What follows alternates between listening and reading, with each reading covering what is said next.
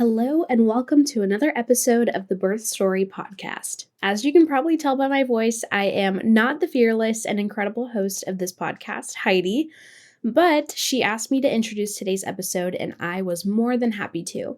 My name is Kristen Stigall, and my team at Novice Studios, namely my talented editor Adam, has been producing the last several episodes of the show to help Heidi bring the incredible stories of so many birthing persons and pregnancy and birth-focused businesses to you. If you are a podcaster or aspire to start your own podcast, please check us out at novicestudiosclt.com, or you can find us on Instagram at novicestudiosclt. I met Heidi several years ago through an event, and she was the first person that I reached out to when I found out I was pregnant for the first time in January 2020. Heidi and her doula partner Colin helped me bring my rainbow baby, Jack, into the world last October. My husband and I took Birth Story Academy, and I am so glad we did because we were able to make medically informed decisions about our birth and newborn preferences, and we were able to have as much of a quote-unquote natural birth as possible in a hospital setting. I did have a C-section, but with Heidi and Colin talking me through the possibilities, assuring me that this was the best option for my health and for my baby's health, and then being a resource to help us heal from that birth, we seriously could not have done it without them. Make sure to check out Birth Story Academy. It will be such an informative and empowering resource so you and your partner are as prepared as possible for an experience that can get very wild and very unpredictable, but boy, does it have the best payoff ever. In today's episode, we have Rhea Williams, a certified nurse midwife, spinning babies trainer, and the founder of Functional Midwifery Services, which offers integrative nutrition for reproductive health and hormonal health and metabolic health nutritional services. In this episode, she is sharing prenatal nutrition info to help you feel as good as possible during your pregnancy and to support your health and your baby's health. Plus, her birth story of unintentionally having her first baby at home because she missed the signs of labor progression. You do not want to miss this story. If you'd like to learn more about Rhea's services, you can contact her at Rhea, that's R-H-E-A, Williams, at functionalmidwiferyservices.com. I hope you enjoyed today's episode. What does a contraction feel like? How do I know if I'm in labor? And what does a day of labor look like? Wait, is this normal? Hey, I'm Heidi. My best friends call me Heids. I'm a certified birth doula, host of this podcast, and author of Birth Story, an interactive pregnancy guidebook. I have supported hundreds of women through their labor and deliveries, and I believe every one of them and you deserves a microphone and a stage. So here we are. Listen each week to get answers to these tough questions. Birth Story, where we talk about pregnancy, labor, deliveries, where we tell our stories and share our feelings. And of course, chat about our favorite baby products and motherhood. And because I'm passionate about birth outcomes, you will hear from some of the top experts in labor and delivery. Whether you are pregnant, trying desperately to get pregnant, or you just love a good birth story, I hope you will stick around and be part of this birth story family. Hey, Rhea Williams, welcome to the Birth Story Podcast. How are you doing today? I am good. Thank you for having me. I'm excited. So Rhea and I met last summer in Charlotte, North Carolina. Rhea came to do a spinning babies training, you guys. And it was really cool. It was actually with an entire healthcare system. So doulas, midwives, obstetricians, nurses, anybody who wanted to take the course could be there. And so it was really fun as a doula to come and to learn from Rhea. And I hunted her down afterwards and was like, can we talk about birthy things together? Yeah. So thanks for being here. Rhea, tell us a little bit about who you are, where are you in the world, and what you're up to. Yeah, thank you. So I am a certified nurse midwife, and I love every part about that. I do still practice clinically. My full time gig is I teach. I get to teach the future of nursing and midwifery, which is really great. I live in the Maryland, DC, Virginia area. I'm kind of like halfway between DC and halfway between Baltimore if we're looking at region specific. I kind of really have these two lovely teenagers. They're quite interesting human beings, and learning to parent teenagers is a whole different ballgame. I keep telling myself, I think I can do the toddler phase again over this. I think I can do the toddler phase over this. And my husband, he's God amazing, just very supportive. And that is me. I live around the corner from my mother, which is really nice because we get to walk around. And I'm also a dog mom to a beagle, which is a whole different experience in itself, might I say. It is. Okay, so how did you get into midwifery? Like, does one wake up, as someone who's not a midwife and say, I think I would like to be a midwife? How did you learn what a midwife is? Right. It was all kind of like what I like to call accidental, but as I'm learning now and growing and evolving in my place in the world and just being in my body, it's just, I guess it was like serendipity. I think the birth of my son really changed my perspective on birth in the US. And I say this as a birthing person that lived in Okinawa, Japan during my first pregnancy. And my husband was in the military at that time. And my first exposure to obstetrics was my pregnancy experience. Prior to that, I was living my best life as a new college graduate, new wife, really in my head, when we get back from Japan, I'm going to go to medical school and this is what I'm going to do. Because from the time I was 9, all I knew was I want to deliver babies. And now I don't even use the word deliver because that is just archaic in itself, in my opinion.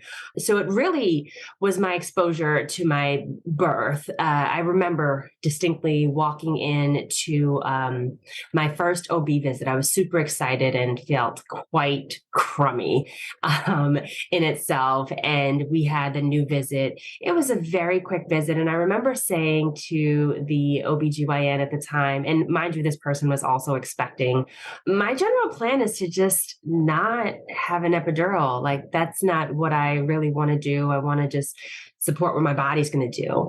That person looked at me and laughed in my face and said, yeah, let's see what happens when you get to the birth. And I was like, oh, okay. So then my follow-on question, I just was kind of taken back by that. I kind of asked her, I said, look, I am comfortable in the body that I'm living in, but I really want to help my growing baby have all of the stuff that he needs. We didn't know it was he at the time.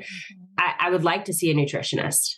And she gave me a referral for a dietitian, a military dietitian. And I was excited. I was like, great, I get to sit down, I get to learn about what I can do to really help my pregnancy.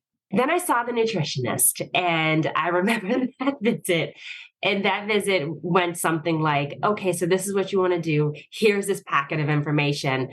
And then that was the visit. And I was just like, wait a minute. I'm missing so many pieces here. So during my time living in Japan, I really was exposed to how they ate differently and their health and all of those pieces. So I said, I think I want to be a nutritionist. So after the birth of my son, which I came back to the States, I actually saw midwives. It was happenstance.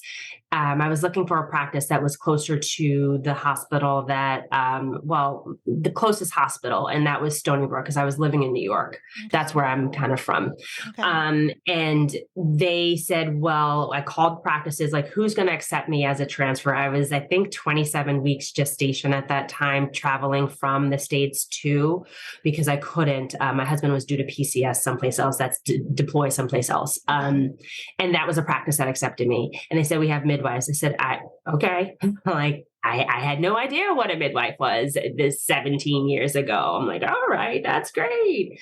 I saw the midwives, and it was really different.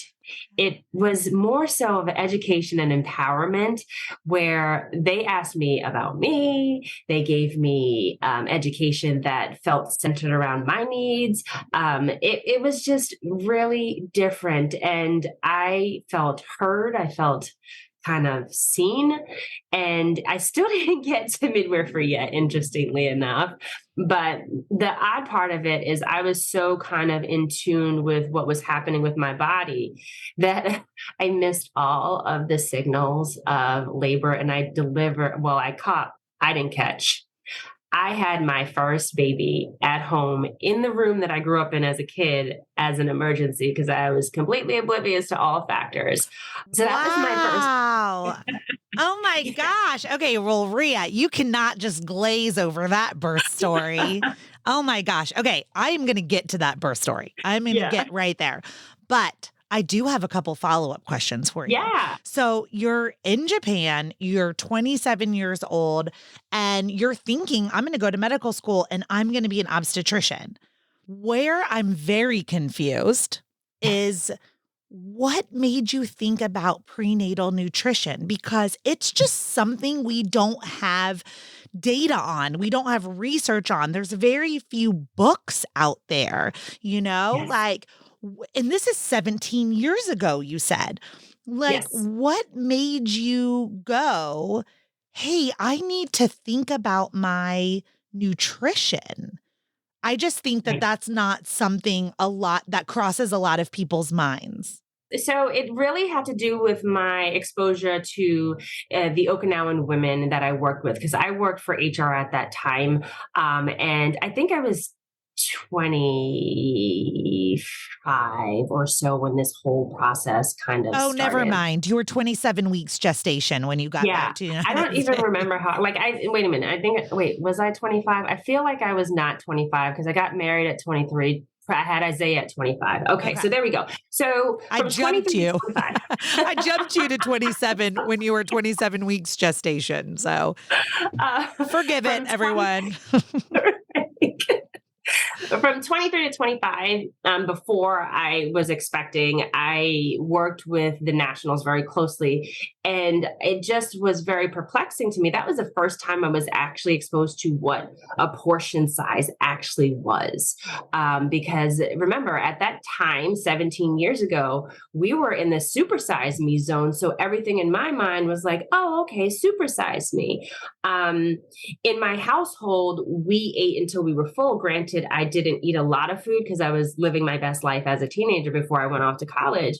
But looking at the health of the Okinawan natives and how long they lived, that really made me think. I said, well, what are we doing differently? Mm. And I wanted to know more about that, especially when I was pregnant, because I wanted to set my child up for the best success. And what we do know now is that what you do during your pregnancy can actually transcend 3 different generations. So the foods that we eat, the things that we do, just those pieces of the puzzle, I was like, what is going on? It was all about curiosity, which is kind of how my career evolved, all about curiosity. It's like, I don't understand why we're doing this. Okay. How does it make sense? What do we do?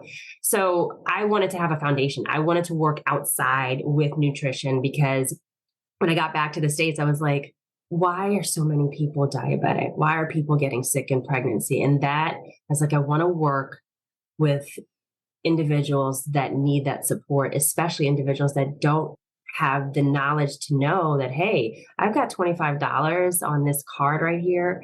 I can still have a healthy meal for my family for the 2 weeks with this card. So that was where my exposure with Share Our Strength, it was just like this whole process that just evolved from me being curious. Yes. Okay. Now, what was one of your favorite traditional meals that you would have or that you enjoyed when you were in Okinawa? This was also really perplexing to me. So I didn't get to eat sushi when I was pregnant, but the natives did. So prior to pregnancy, the sushi there was absolutely amazing. let's see, what dish was my favorite? It was the chicken curry, which is very different. Why it's my favorite is because in my culture, I'm Caribbean, we have curry chicken. But in Okinawa, they had this curry dish that was really rich in a different way. And it was one of my favorite pastimes to go to this little kind of what I call the hole in the wall with my husband. And we sat down and we ate the chicken curry. It was just amazing. Okay. Now, here in the US, as you know, you transferred 27 weeks gestation. Yeah. Now we know.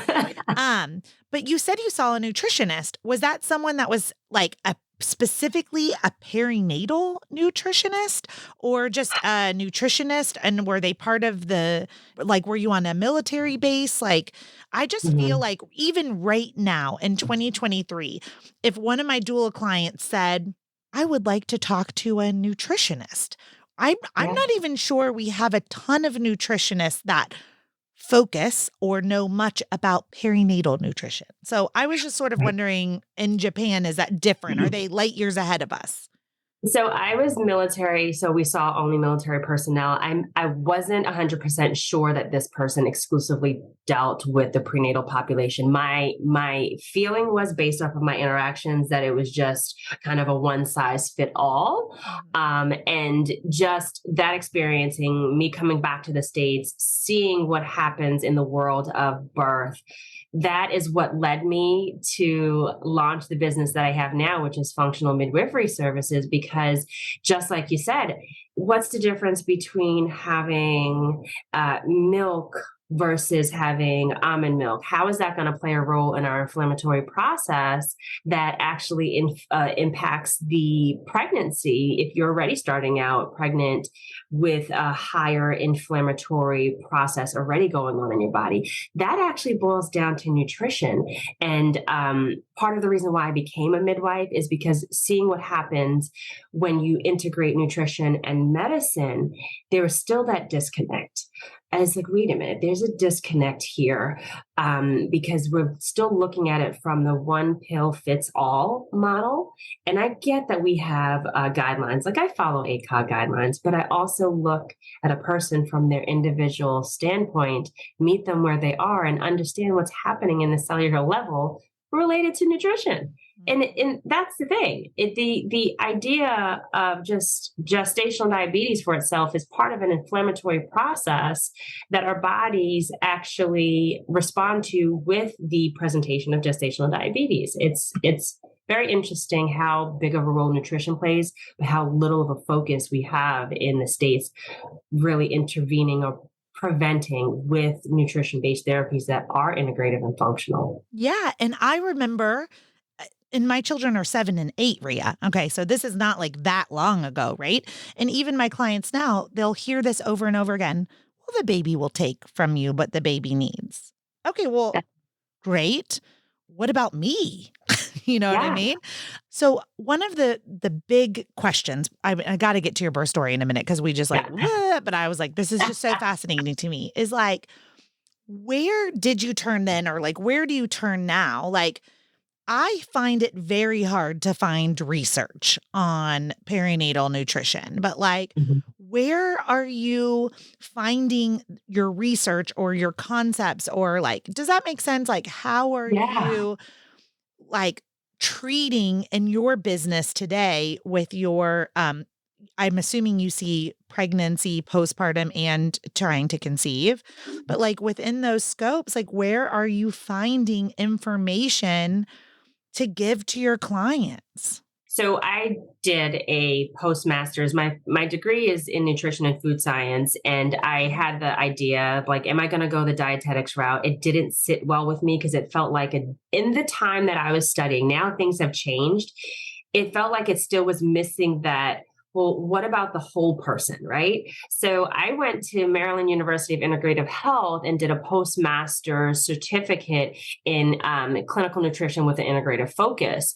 In that, I was exposed to individuals like Dr. Ram, phenomenal. And I made pronounce her name wrong. I think it's Aviva Ram. I am such a huge fan. And the Institute of Functional Medicine, and knowing those kind of aspects to look at the person from that lens, plus combining my midwifery training, it really opened up my eyes to say, all right, I know what's happening at the cellular level, and all of these different organ processes are changing. And I also know what's happening in the nutrition world at the cellular metabolism world. Let's marry these two together, and really approach it from that aspect, because it is really not about weight. And I know that's part of the standard. Step on the scale, you've gained 6 pounds. Let's talk about eat healthy. But I bet you if I asked you what's healthy, I'd have 10 different examples. My son thinks ramen noodles is healthy because it has the dehydrated fruit and vegetables in it. Okay. Mhm. But it's really about looking at the whole person and meeting them where they are and helping to empower them to make changes that they feel that they can support. Because I can tell a person until they're blue in the face, hey, when you're sick and you're eating or consuming dairy products that do not have, that have antibiotic fed dairy sources, you're actually increasing your risk of inflammatory processes in the body, which contributes to gut dysbiosis, diabetes. I mean, a lot of things. Yeah. Okay. So I know at your company, well, in your practice, functional midwifery services, you guys are looking at the individual as an individual. But, for the people listening to the podcast where you Yeah. don't get to have a one-on-one session with them today, Yeah. like what were some key takeaways from your own pregnancies through your practice? Like if you were to say like, here are 5 or 6 foods that like no pregnant person should have in their diet, and here are 5 or 6 foods that every pregnant person should have in their diet. Like, are there a couple of key takeaways? You can give us a few secrets. Yeah. So the first thing that I kind of highly suggest to avoid are foods that contain high contents of saturated fat. The reason being is because what saturated fat does is it is highly inflammatory in our diet.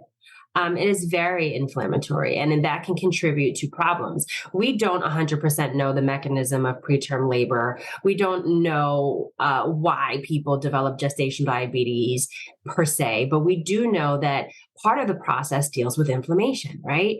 And if you're taking in saturated fats, those are highly inflammatory.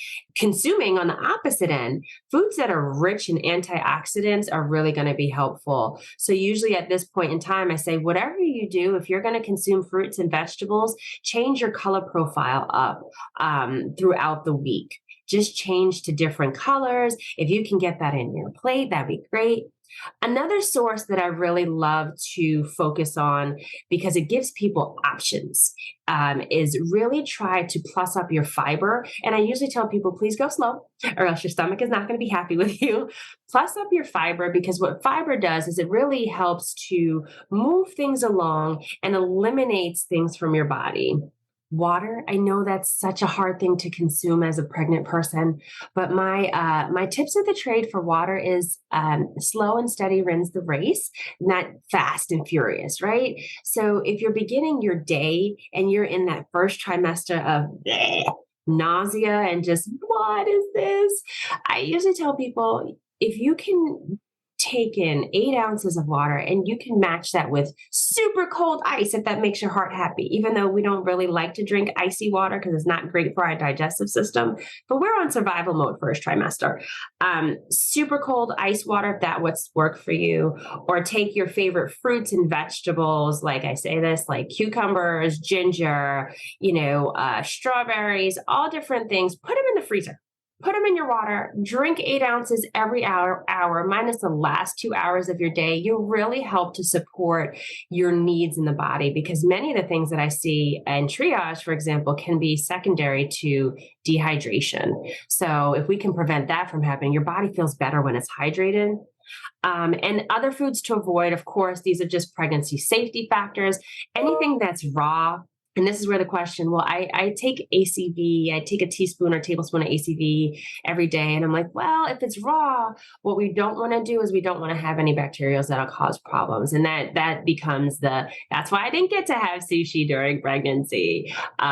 Kimchi is one of those fermented foods that people are also supposed to avoid as well. Although they have great nutritional value, we just don't want to have a bad batch and you're sick and this actually affects your lovely growing fetus. I think those are my definite take homes for things I would say in a nutshell. Pick from the different categories that fit into those things and make sure that you diversify your protein sources. Rhea, those are such amazing tips. One thing that I want to go back on is when you said saturated fats. And so one of the things that I know is that like we say all these things and then people are, yeah. And then they're like, wait, what is a saturated fat? Yeah. So could you just give an example of something that like is a saturated fat that you're like, this is a specific example of something to avoid? There are saturated fats. So if you love juicy, delicious, lovely steak, and you're at the grocery store getting ready to go purchase your cut of steak, those kind of white little marbly pieces, that can be fat, right? Then you look at the food label, and I need to take a quick turn back because we're not talking about fats like coconut oil because those are considered a different kind of little parentheses. So coconut oil is really healthy for you in moderation. I'm talking about the bad fats that actually cause an inflammatory kind of response in the body. So what you can do is look at the food label. On the food label, it says total fat content, and then it tells you the percentages in the grams. Then you look under saturated fat, and then you're hoping that nothing says trans fat. Nothing says trans fat. And then you look for the saturated fat content. If it has saturated fat, you want to try to consider your thought process. And what I mean by thought process is, do I really need this food? Do I really want this food? I may go against all nutritionists when I say this, but if something is sitting in your soul and you're like, I need this item right now, if I say it has saturated fat, you shouldn't have it, your brain is going to say, I'm going to want it more, and then I'm going to binge. So consider that, do I need to have the whole thing? Is this going to be a treat that I work myself up to? I'm looking for something that is continuous. We don't want continuous consumption of bad fats. That's what we don't want. And we want a nice balance of healthy fats as well. And that's stuff like getting your omega-3/6 combination. And that can be found in the biggest thing that I usually tell people is when you're trying to figure things out, just start by looking at the numbers on the label, because then we'll plus up and add into that knowledge by starting to look at the hidden ingredients in the ingredient list. So those are the pieces of the puzzle, because reading the label is sometimes very new for people, but start with the food label. Grocery shopping, I usually try to say that outer perimeter really gives you a good source of balance. But pay attention to your meat sources, because some meat sources have a higher saturated content, like sausage. Delicious. My kids love it. They kind of did a upheaval and turn over the household when I said we're not going to do pork-based sausage anymore. So we don't do pork products in our house, but they've adapted to chicken sausage, and I make mine at home. It's cheaper and I know what's in it. But in the store, you got to take a look at those things. Yeah, You got to take a look. you do. Okay. And so I've got a couple things I want to build off on this. And that is for a lot of the listeners that are on WIC and they're like, I hear you, Rhea, right? But Yep. like these outer aisles, my budget doesn't go as far for myself or my Yep. family. Are there like a couple of just like key items that like that may fit into someone's budget that are just really, really important?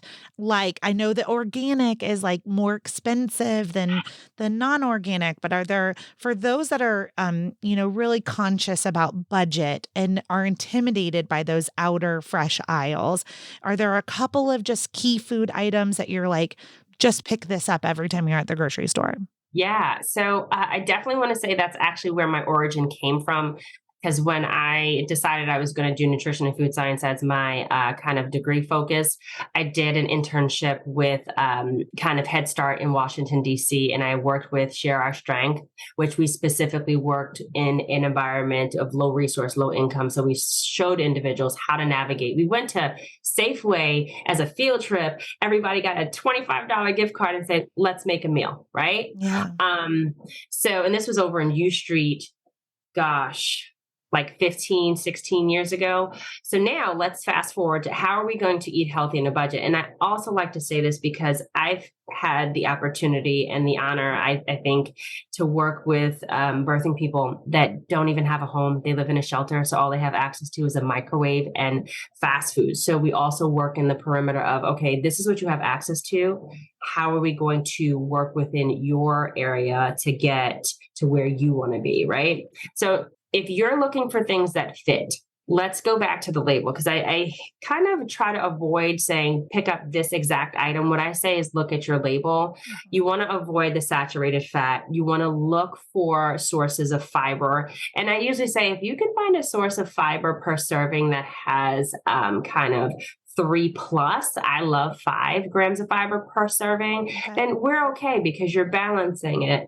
But if you're going to go in the inside aisles, look for balance, right? You want to look for stuff that has protein with lower saturated fat and definitely avoid trans fat. So on the label, you'll see total fat, total carbohydrates, total protein, and then it has the micronutrients and stuff listed there. You want to look for under total carbohydrates, it's going to say added sugars. Try to avoid things that say added sugars if you can, because all that's going to do is really mess with your blood sugar stabilization and your insulin response. But underneath that same carbohydrate line, you'll see added sugars and you'll see fiber. You want to look for that. And then, like I said in the fat earlier, you want to look for stuff that doesn't have the saturated fat or trans fat. And protein, in pregnancy, we need protein. So you want to make sure that you're getting in protein sources as well. And you can do that through your meats. If you're a vegetarian, beans are your friend, but also understand that beans have a great source of fiber and your body will respond if you're not used to eating a lot of fiber, and you need to match fiber and water together. So those are if we're start shopping inside, really take some time to look at the label and never shop hungry. Yes, because you will get a whole bunch of things that you do not need and will blow your budget. I think that's a really good tangible advice to start with. So the other question to this is, we've touched on it a little bit today, but like, why? What is the consequence if we don't do these things? If we don't focus on nutrition in our pregnancies, in our trying to conceive journey, in our postpartum journey, what happens to our body and our baby when we're not focused on nutrition? I think one of the examples that I can give is protein status. It's really important to get in good quality protein because protein is needed for tissue repair. Protein is needed for healing. So if you're not getting in enough protein, and let's say, for example, you birthed this amazingly lovely new human, but you had to get a couple of stitches in your vaginal area, in your perineal area. If you don't have an adequate amount of protein, that could really change your healing process. Protein is also really helpful in minimizing the kind of risk for depression, not necessarily, more so if you're not getting an adequate nutrition and sleep, you have a higher chance of having postpartum depression, right? Prenatally, yes, many practices have you get on a scale, but if you're consuming too much sodium, for example, that can really contribute to edema and swelling in those legs that really can feel firm and uncomfortable. If you're consuming foods that are highly inflammatory, like saturated fats, or you're consuming foods that have tons of added sugar, what's going to happen is you're like, yes, this is great. My brain is going to get the signaling that this feels yummy and delicious, but it's going to shoot your blood sugar up. And then probably less than an hour later, you're going to have that crash. You're like, I need to eat again. And what's going to happen, that's going to cause a little bit of dysregulation with your blood sugar. And that can increase the chances of you having to have that diagnosis of gestational diabetes, or if you have that diagnosis of gestational diabetes, it can progress to medication controlled if you're not able to navigate your diet a little bit differently. Not to say that individuals that navigate their diet well won't transition to medication controlled diabetes. I'm just saying that there's a lot that can be done to prevent the inflammatory process, because in pregnancy, you have a pro-inflammatory state and an anti-inflammatory state that's activated. In a normal, healthy cellular function, that balances really well. But if you're starting the process where you're already at a little bit of a disadvantage, I don't like that word, but I can't think of a better word, with your body's responses, then the pro-inflammatory responses during pregnancy win. Now I'm going to ask you something kind of controversial because, and I hesitate almost to ask this because I don't want to my fear is that I'm going to create shame in someone with preeclampsia, right? Yeah. There is some thought out there that we may have a little bit of control over preeclampsia from diet. Is that true? Okay. So, again, just like many things in the OB world, we don't know the why of many things. But what we do know is that inflammation in the body causes dysregulation in function, in cellular function. That is something we do know. There are plenty of studies out there that talk about it. As a matter of fact, kind of like the popular terms right now that are coming about are leaky gut and this, that, and the third. SIBO, for example, small intestinal bacterial overgrowth, all contribute to inflammatory responses in the body.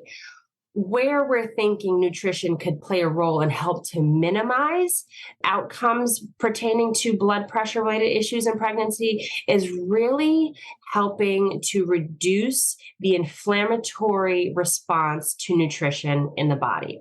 So what that looks like is, earlier I mentioned coloring your plate.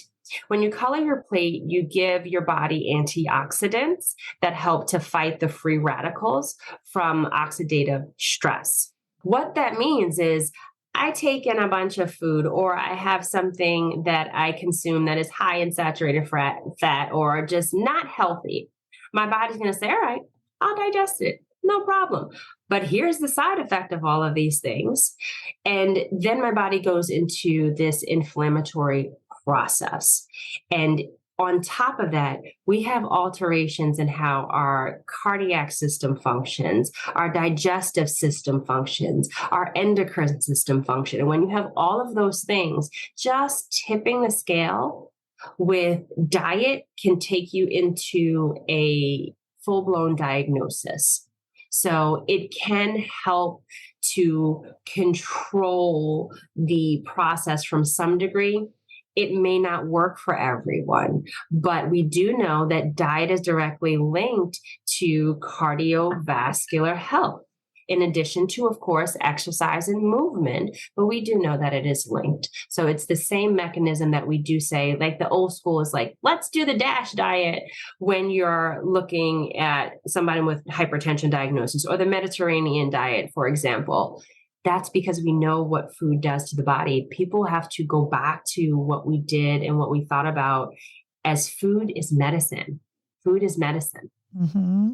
Well, I have a follow-up to that then too, is there's a lot of controversy out there also about supplements, right? When I became pregnant, my mother-in-law, when I had alluded to taking a prenatal vitamin, she was like, she's a nurse. She's from Hawaii. She's very much about eating nutrition.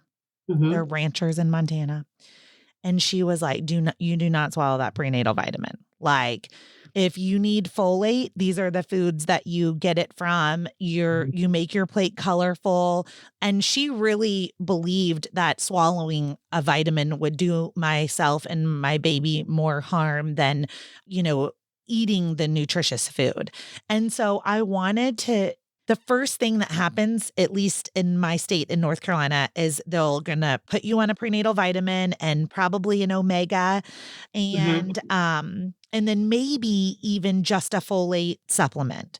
And so I wanted to get your opinion. Like if someone was coming to see you with functional midwifery services or consulting with you, are these things that you're recommending? Do you see value in supplements? The easiest way to answer that question is a two-part. I'm going to answer it according to just looking at the population as a whole. The population as a whole are missing key categories of nutrients, micronutrients. That's a key. The goal of the prenatal vitamin is to kind of put a patch onto that so that we can have a healthy pregnancy. So for me, I don't take, and I did not take a multivitamin consistently, a prenatal vitamin consistently. So I took it because that was what was given to me. But did I take it consistently? No, I did not. What I do now, me personally, is I don't take a multivitamin. I agree with your mom that kind of you can eat your vitamins and it'll absorb better in your body. But is that feasible for everyone? No, because that goes back to our conversation of sometimes we're just dealing with our EBT card and we've got to get by, so we can't get all of the nutrients that we need. And we do know that nutrient deficiencies are really linked to some adverse outcomes in the new neonate and in childhood. But for me, what I also look at is I really like to look at is I look at a person's vitamin D status. So I may end up asking them if they'd like to see if they are vitamin D deficient. Most of us are vitamin D deficient. And we think about vitamin D as just bone health, but it really actually deals with inflammatory health. I mean, not inflammatory health, but more so immune health as well. I mean, that came about in COVID. The earlier phases, vitamin D deficient individuals did not have as great outcomes as individuals that were sufficient. And they're like, wait a minute. Oh, the public now knows that vitamin D is one of the things we need to look at. So in my kind of consultation-based services, when I'm dealing with nutrition, I'm looking for the signs of deficiency prior to pregnancy to help guide my recommendations. In a nutshell, do I think that a prenatal vitamin is going to cause harm? No, because the water-soluble vitamins are going to be eliminated if you take in too much through the urine. And the fat-soluble vitamins are actually such a low dose that the toxicity is not going to happen. We have alterations in how we actually eliminate fat during pregnancy. So we do have that risk factor of toxicity. But with the standard prenatal vitamin, it's not going to cause harm. What I suggested, depending on the person, if I know that they're not getting in quality nutrition, I'm going to say, hey, would you mind taking a vitamin? This is the recommendation, and this is why. And this is what we can work towards. So, but I definitely try not to associate that kind of guilt if you didn't take your prenatal vitamin routinely and consistently. I don't want to do that because actually that can change the physiology of somebody's pregnancy by guilting them for what they didn't do adequately. Yeah. So I think what I'm hearing is really important for those listeners is to kind of do an inventory with yourself right now and what your budget is, what your diet looks like, what is feasible, what's reality. And then if you have the opportunity or accessibility to blood work, then have some blood work done to see if you already have some existing deficiencies. Really, really good advice, Rhea. Thank you so much. I do have lots of other questions, but I want to take a pause now. Okay. I would like to, because I don't know exactly your story, but I feel like it would lead me into this. So part of nutrition we talk about in my own doula business is the integrity of the amnion and the chorion and like a strong sac. And there's different things that I would love to hear from you on as far as like nutritional values that like really can help strengthen that sac and keep it intact through much of the labor. And then we have premature rupture of the membranes, and we have preterm premature rupture of the membranes. Yeah. It can rupture at any point. But where I'm going with this question is back to your birth story. Yeah. You said you kind of like were at home and you were in denial. Was your water intact? So this was the oblivious first time pregnant person giving birth. I woke up from a Hold nap. on. Hardly oblivious. The girl who like goes to see a nutritionist, hardly oblivious. Give yourself some credit. But so you woke up from a nap.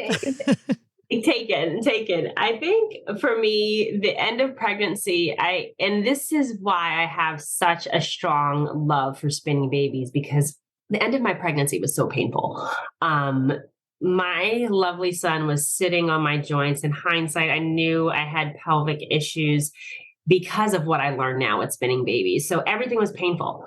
I remember the day that I gave birth to Isaiah, I went and took a nice, lovely nap. And then I woke up from the nap with this sudden urge to urinate. And I'm like, okay, great. I'm going to go to the bathroom. I'm like, hopefully this will work out. And as I'm walking to the bathroom, boom, all of this fluid comes out. My mind does not correlate that with my water breaking at all. It's like, oh, great. I just peed myself. Now I've got to clean it up.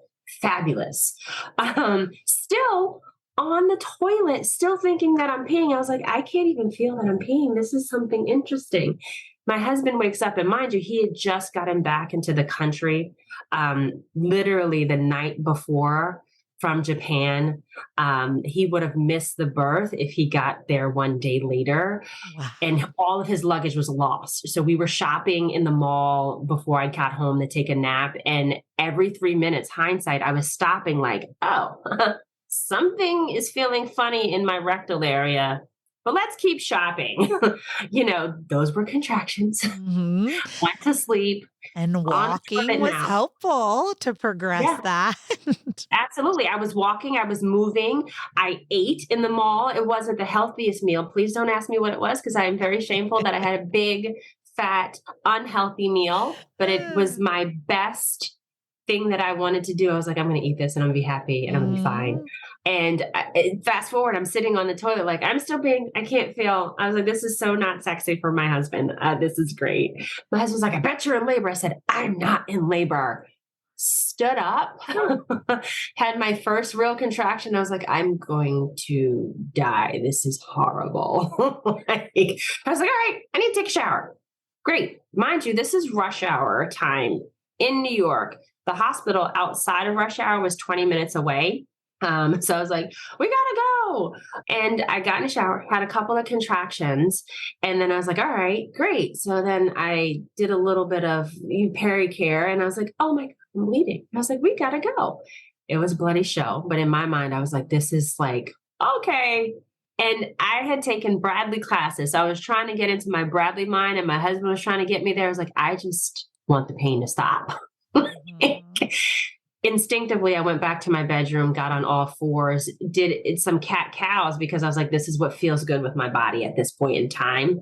Then, although that was my water breaking, what was interesting is I felt this huge pop and this relief. And I was like, oh, but then shortly after, the next contraction hit, and I was like, honey, call 911. He was like, why? I was like, because I'm going to have this baby now. Wow. Mind you, my mother's running up and down the stairs because I went to go live with her because my husband was deployed. And she's like, okay, we're going to have a baby. And then my father's like nervous watching the dog, because I had a lab at the time. And Isaiah was born within an hour of me waking up from my nap. And the funny thing is, the midwives, every single time I see them at ACNM, I'm like, you guys, you're the reason why I became a midwife. They're like, yeah, we remember your birth story. Yes. So, oh my gosh. Okay. So that pop, did you have a 4-bag? I think so. Okay. I really think that was my 4-bag going, because I felt urges to push, but I was like, okay, we can still make it. I'll just be in the car on hands and knees. It'll be okay. But once that 4-bag went, there was no stopping it. I mean, the cop got there, Isaiah was crowning, and he was like, don't push. I'm like, we're going to have a baby. Like, I'm pushing. So Adrian actually caught Isaiah. Instinctively. He kind of cleared out his mouth, because apparently I was in this kind of euphoric zone where I was aware, but I was not aware of what was happening. And then Isaiah cried, and I was like, that is the best sound ever. I am so thankful to have my husband there with me because I was in panic mode. Once I felt that pop, I was like, oh, that's probably why I scrubbed the floors yesterday. That was nesting. I was literally scrubbing hands and knees. Um, Oh my goodness. Could you visualize for the audience? I said 4-bag, and then there's a lot of people that are like, what is she talking about? Could you visualize like probably the leaking that you had versus like a yeah. 4-bag popping? So the way I like to explain it is I like to, if you visualize a kind of ping pong ball and you put that ping pong ball inside of a balloon and then you add water to that balloon. Now you've got the visual. The ping pong ball, consider that Isaiah's head. So that ping pong ball was at kind of the stem, the bottom of the kind of balloon, and I had a little leak, so it was like a little tiny hole, but Isaiah kept plugging it a little bit. But then finally he turned, and I felt that turn happen, and it moved out of the way, and at the same time a contraction happened, and it just went pop. That bag is gone. So that balloon just kind of balloon of fluid just went. Yeah. Oh, that's a good visualization. Yeah, So, would you consider your labor with Isaiah precipitous as you look absolutely. back? Okay, gotcha. Okay. Yeah. To And me, it finding is. out that my mother had one as well with me, I was like, Mom, you could have kind of told me that ahead of time because I could have given that information to the midwives. She had me precipitously. Okay. And then I moved to Maryland and we purposely searched for a house close to a hospital. So Okay. we live across the street from the hospital. Okay. Now, did you make it to the hospital with your second? I did. The funny thing is, the group of midwives that I was seeing at the time, and I actually ended up working for that group when I became a Mhm. midwife. They brought me in anytime I was like, I think maybe not, but yeah. And then when I actually was in labor, I was like, so are we really staying here? 2 hours, Ayana, my daughter, was born. Yeah. And that's why my hat goes off to every single birthing person that labors unmedicated for hours on end. And I became a doula before I became a nurse because I wanted to have that exposure to just providing support and being present and advocating for that one family unit. But every person that labors more than 3 hours, you have my deepest, sincerest support and hats off and thousand applause because it's interesting. Yeah. I mean, and as doulas, we've supported, and as a midwife, you've supported Yeah. those precipitous fast ones and then those really long endurance spurts, And Yeah. I think it just builds empathy too. I think every Yes. single time. So, well, Rhea, this is a crazy birth story, but I had asked that question just to circle back on it because your bag was strong and it was Mhm. intact until an hour before, 45 minutes really, probably before delivery. And Mhm. we know that that plays a role, right? And the way that we feel contractions, right? And the Mhm. positioning of babies. So before we finish up today, we met at a Spinning Babies. Mhm. You were the teacher. And so I was wondering as we close, if you could just share a little bit about your experience as a midwife and a doula and a teacher with Spinning Babies and, what some of your pivotal like light bulb moments are with maternal and fetal positioning when a birthing person's laboring. Yes, that's a great question. So, just I came about in the spinning babies world because as a midwife, if you don't know this about me now, I like to ask a whole lot of why. Why is this? I don't understand. The knowledge that I currently have now and learned is not answering this question. So one of my colleagues, I call her my school wife because we went through the program together, and we're still kind of great friends. She said, let's go to this workshop. And I said, all right, I'm down for a road trip. Went to spinning babies, and that changed my perspective. I can't unlearn and I can't unteach the way that I learn right now. And the one thing that I say a lot, and some people take this in and some people are like, this is not for me, is you really have to understand what's happening within the anatomy. And because it's not necessarily just the shape of your pelvis that'll tell you whether the baby will fit. It's really what's happening in the soft tissue surrounding and supporting it. And there are things that we can do to kind of prepare for birth. And part of that is why we have our daily essentials on a Spinning Babies website and our 3 balances. And it's just amazing to see what happens when you respect the innate power of soft tissue imbalance and the anatomy. Really, the baby responds to the balance that you give it. And what Spinning Babies has done for me is help me to understand what in the whole world is happening within the body, which is again how I became a nutritionist before I became a midwife. What's happening? And for parents out there that are looking to say, I want to take back my birth, I want to be empowered, or parents that are first time birth givers or that have given birth before that just felt like their experience wasn't what they were hoping for, you can go to Spinning Babies website, www.spinningbabies.com, and there is a parent tab that really you can join our blog for free. And what really I love about it is it talks about pregnancy, but it also says, hey, you're at this place in pregnancy, you're 15 weeks. Let's start preparing your body for balance. And it gives you what to do. And if you want more, on our website, there are parent educators that have that foreground, that foundation in Spinning Babies that can really help to provide that support.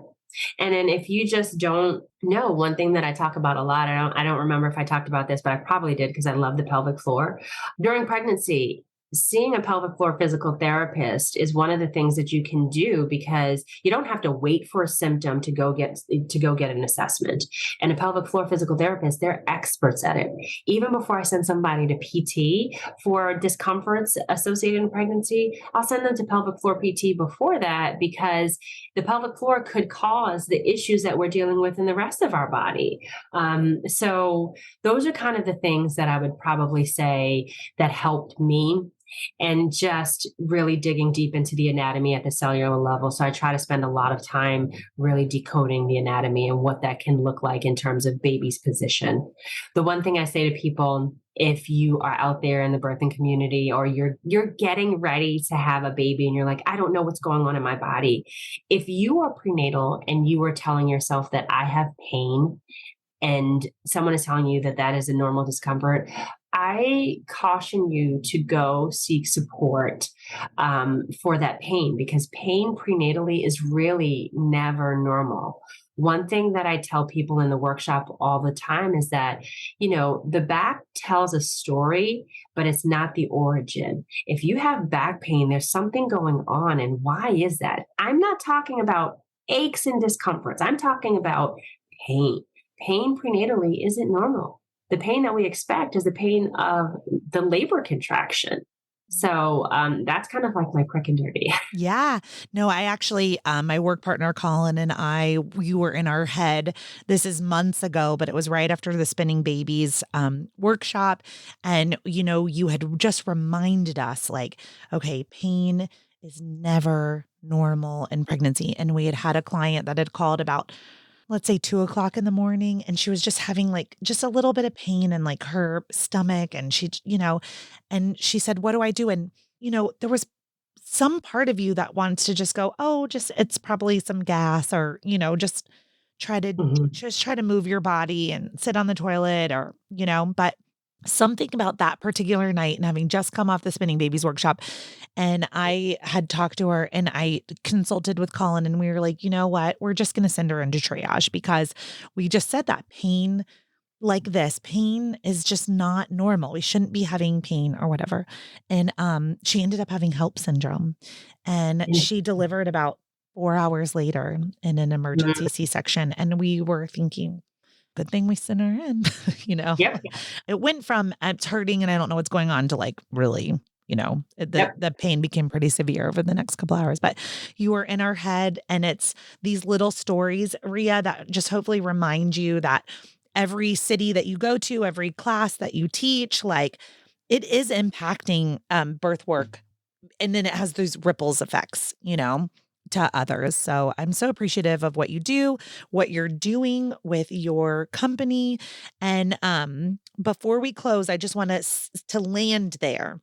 Okay. Functional midwifery services. So to come back full circle, Yeah. is this something you have to live in DC to connect with you? Is this something people can connect with you online? Like, tell me a little Yeah. bit more about your business.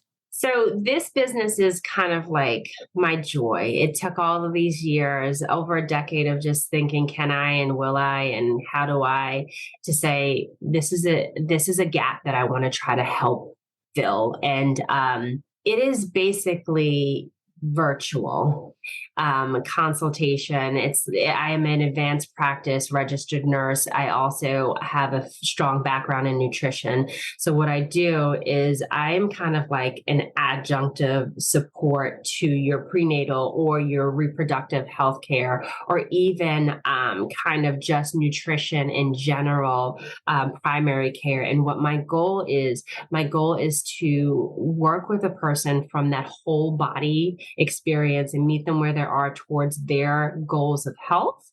So I can see anyone from wherever. I'll be sitting here in my office working with you on a one-on-one basis.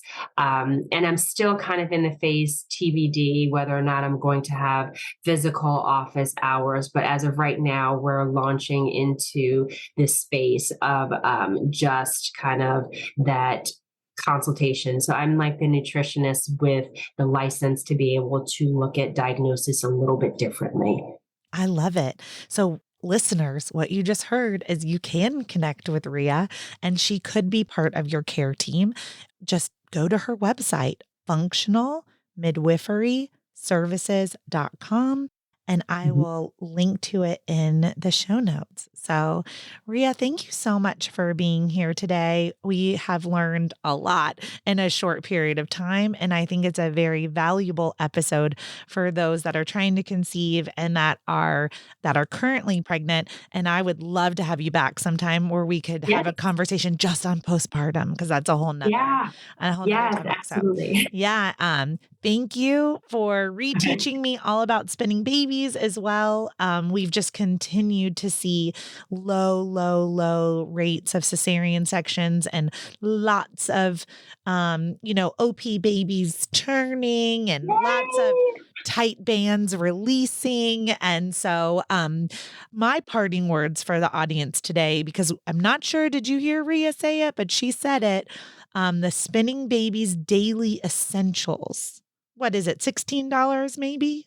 It's actually $10 for a digital download. So that's like a nice thing to always have access to. I'm like, this is great.